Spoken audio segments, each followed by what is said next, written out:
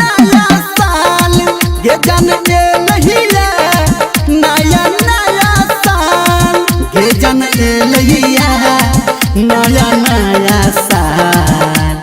Happy new year सुन गे Deere चुमा दे अपना गाल।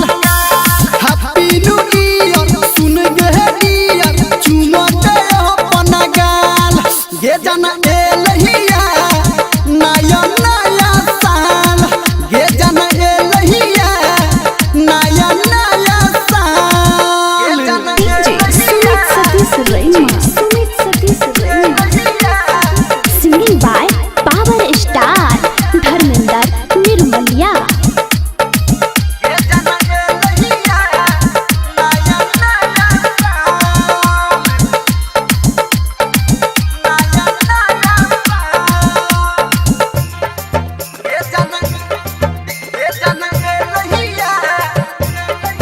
हमरा अपना बना ही लेगे जान दिल से लगा ही लेगे छोड़ सिकवा गिला वो सितम जान मन में बस ही लेगे।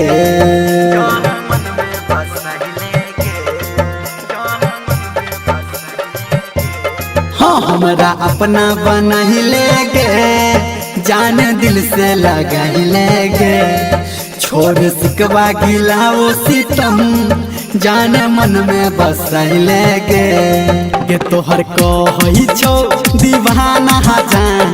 हैप्पी न्यू ईयर सुन गे डियर चुमा दे अपना गाल। हैप्पी न्यू ईयर सुन गे डियर चुमा दे अपना गाल ये जन लहिया नया नया साल ये जन लहिया नया नया साल। Sumit Satish Raima. अभी आप सुन रहे हैं कावड़िया म्यूजिक।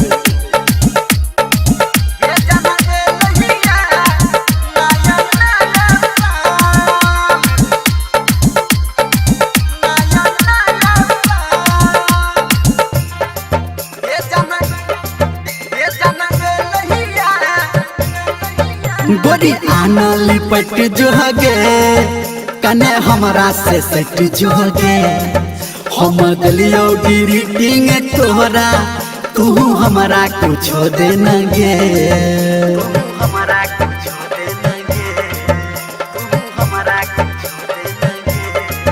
गोरी आना लिपट जो गे कने हमरा में सट जो गे हम गलियो ग्रीटिंग तोरा तू हमरा कुछ दे न गे।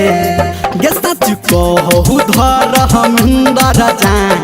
हैप्पी न्यू ईयर सुन गे डियर चुमा दे अपना गाल।